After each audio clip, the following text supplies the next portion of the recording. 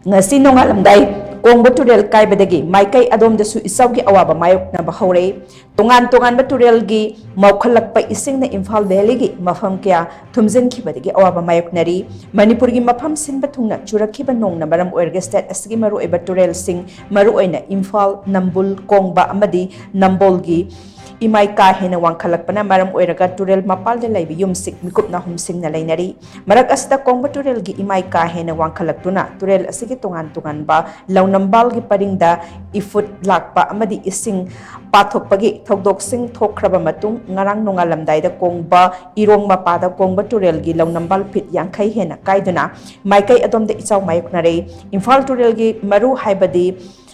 Kangpokpigi nong leptana chubana maram oiraga Imphal turel gi imai hojik su high level gi mathakta chele Nambol turel amadi iril turel da flood level gi mathakta cheli hiramasiga mari lena flood control cell dagi ngasa yupung taruk phawada phangba pawmagi matung ina Imphal turel gi imai asi hojik minuthong mapada high flood level dagi supnagi 0.5 meter hanthana cheli lilongthong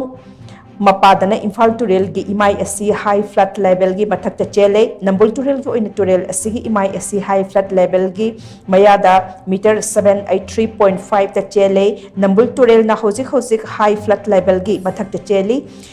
iril turel na high flood level dagi supnatagi 0.8 meter hanthana cheli amarom da ithai virus gi get mari hojik hangdokpaga loinena get ama thingduna thamli hairi ithai virus ki imai asi hojik warning level gi